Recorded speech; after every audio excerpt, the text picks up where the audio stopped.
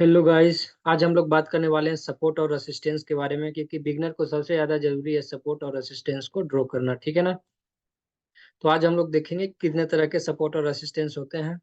जैसे देखो, आज अगर इंट्राडे में हमको ट्रेड लेना है, जैसे आज है 19 जन, तो इंट्राडे में अगर हमको ऑप्शन ट्रेडिंग करना है, ऑप्शन बाइंग, तो हम क्या करेंगे, सपोर्ट और रेसिस्टेंस बनाएंगे। सपोर्ट होगा मतलब कल का हाई, रेसिस्टेंस होगा कल का लो, हमारे लिए सपोर्ट का काम करेगा। ठीक है ना। तो कल का हाई और कल का लो हमारे लिए बहुत इंपॉर्टेंट है इंट्राडे ट्रेडिंग करने के लिए। तो अगर कल के हाई के ऊपर मार्केट अगर ट्रेड कर रहा है, मतलब कि मार्केट का अगर current price previous day high से ऊपर चल रहा है, तो मार्केट आज बुलिश है। तो बुलिश मार्केट का मतलब ये नहीं कि आज हम कॉल ले लेंगे। बुलिश मार्केट का मतलब ये है कि आज हमारा जो भी अपॉर्चुनिटी बनेगा, उसमें से हमको ये ढूंढना है कि हमारा कॉल का अपॉर्चुनिटी बने तो ज्यादा बढ़िया है। जैसे यहाँ पे देखो, यहाँ पे फेक ब्रेकआउट देके मार्केट ऊपर जा रहा है ना बार बार। तो यहाँ पे हम कॉल का एक पोजीशन ले सकते हैं, हमारे 21,600 के आसपास कॉल का पोजीशन ले सकते हैं। लेकिन ये सेटअप अभी पे अभी ट्रेड नहीं करना है, ये तो ऐसे ही बता रहे हैं।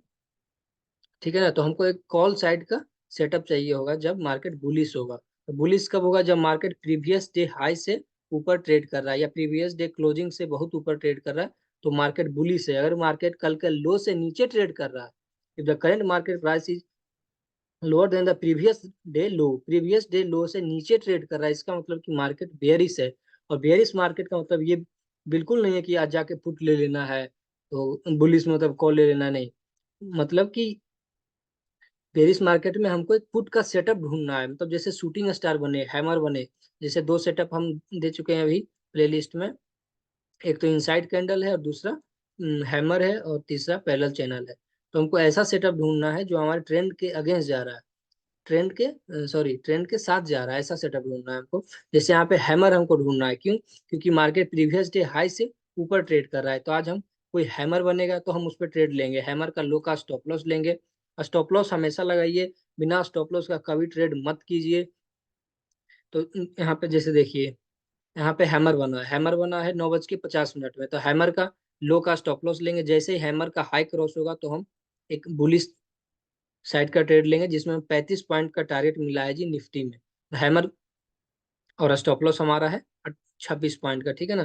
तो हैमर क्यों ले रहे हैं? क्योंकि मार्केट आज बुलिश है। बुलिश क्यों है? क्योंकि मार्केट प्रीवियस डे हाई से ऊपर ट्रेड कर रहा है। कई लोग क्या करते हैं, ऑप्शन चेन खोल के बैठेंगे कि आज मार्केट है बुलिश है बेरिश है देखने के लिए। कोई लोग डाउजेंस खोलेंगे, कोई कुछ करेंगे, कुछ नहीं।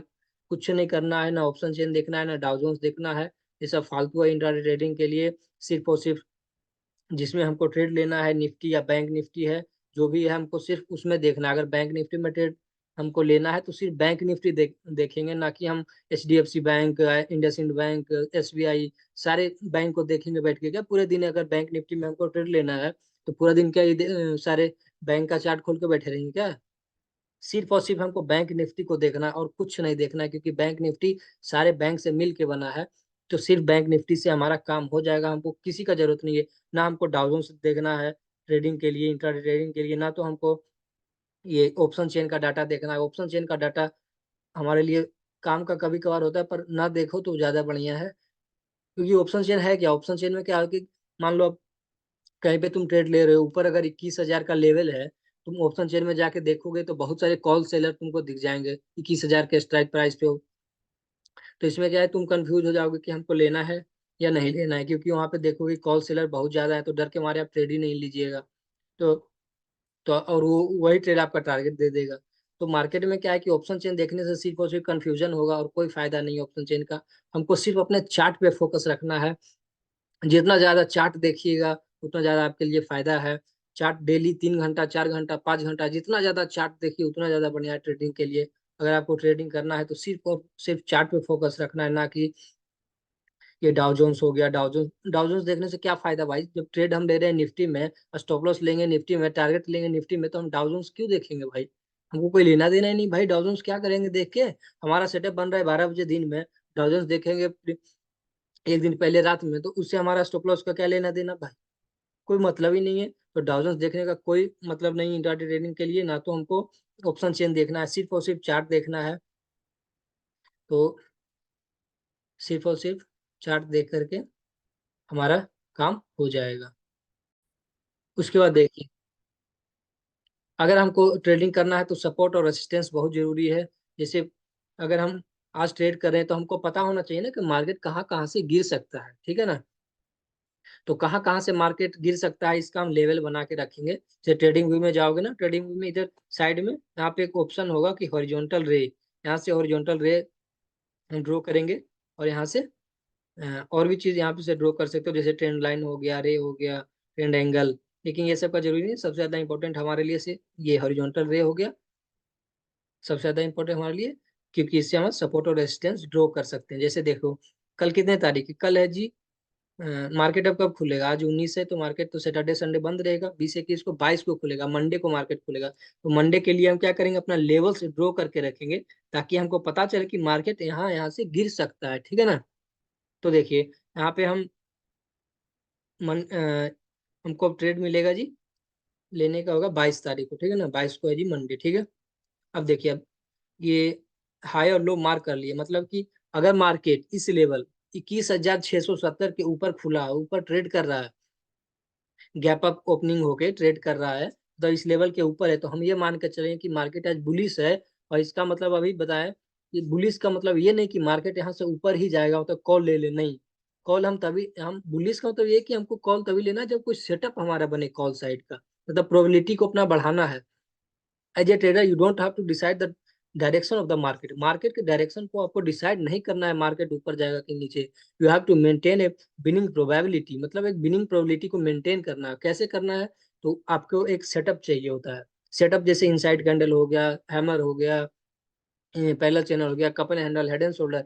एक एक सेटअप, प्रॉपर सेटअप होगा जो आपको बताएगा यहाँ से मार्केट ऊपर जाएगा या नीचे। तो उससे क्या होगा कि अगर ऊपर जाएगा तो आपको प्रॉफिट होगा, नीचे जाएगा तो एसएल खाएगा, तो हम ट्रेड से बाहर हो जाएंगे। तो इससे एक प्रोबेबिलिटी डिसाइड होगा कि हमको करना क्या है, ठीक है ना। तो प्रोबेबिलिटी को हमको मेंटेन करके चलना है। मेंटेनेंस के लिए हमको क्या करना पड़ेगा, है ना, एक सेटअप को पकड़ना पड़ेगा। और वो सेटअप से हमको हमेशा, तो हमको प्रोबेबिलिटी कैसे डिसाइड करेंगे, कोई एक सेटअप पकड़ेंगे, कोई एक सेटअप को पकड़ेंगे, साल भर फॉलो करेंगे, 6 महीना फॉलो करेंगे, बिना 6 महीने साल भर फॉलो किए नहीं पता चलेगा कि वो सेटअप बना नहीं बना, कहाँ पे लेना है, स्टॉप लॉस कहाँ पे लगाना है। ट्रेडिंग में सबसे ज्यादा इंपॉर्टेंट है स्टॉप लॉस। आप अगर स्टॉप लॉस को पहचान गए ना कि कौन सा स्टॉप लॉस हमारे लिए बढ़िया है, कौन सा स्टॉप लॉस रिस्की है, कौन सा स्टॉप लॉस में वीक है, वीक होना चाहिए स्टॉप लॉस। एक साइकोलॉजी, लोगों के माइंडसेट में ऐसा बैठा हुआ है कि स्टॉप लॉस में हमेशा वीक होना चाहिए।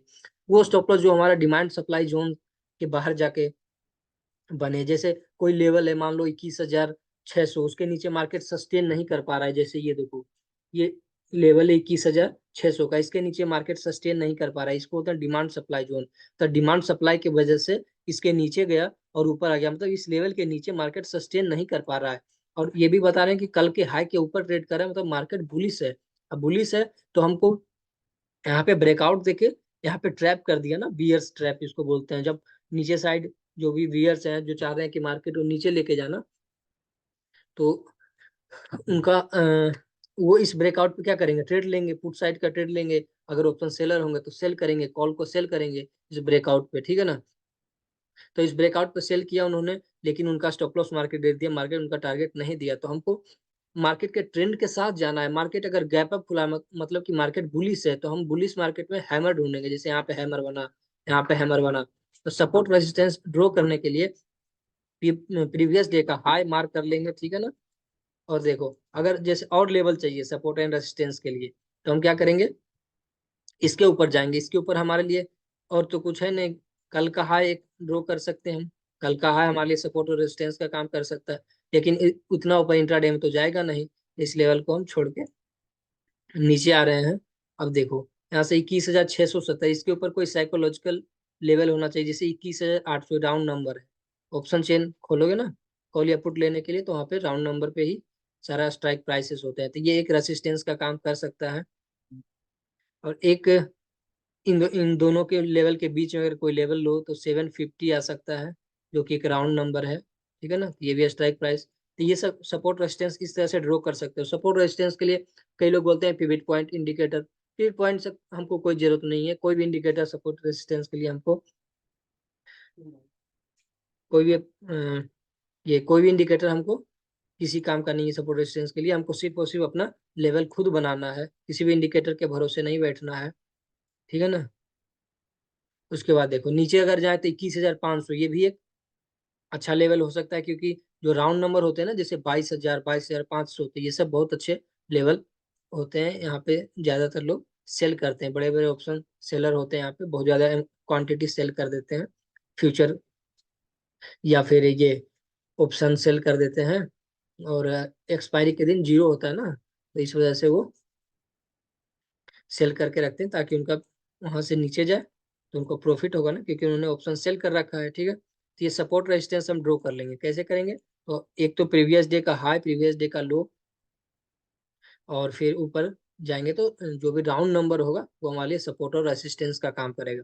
तो सपोर्ट और रेसिस्टेंस मेनली एक तो एक ये हॉरिजॉन्टल वाला हो गया, दूसरा एक होता है ट्रेंड लाइन का सपोर्ट। ट्रेंड लाइन का सपोर्ट का मतलब कि ट्रेंड लाइन हम क्या करेंगे, ट्रेंड लाइन जब भी बनाएंगे तो इंट्राडे में बनाएंगे, मतलब प्रीवियस डे से हम ट्रेंड लाइन को कनेक्ट नहीं करेंगे। जो भी हमारा ट्रेंड लाइन बनेगा सिर्फ और सिर्फ 5 मिनट टाइम फ्रेम में बनेगा, ना कि 1 मिनट और 3 मिनट नहीं, सिर्फ और सिर्फ 5 मिनट टाइम फ्रेम में हमारा बनेगा।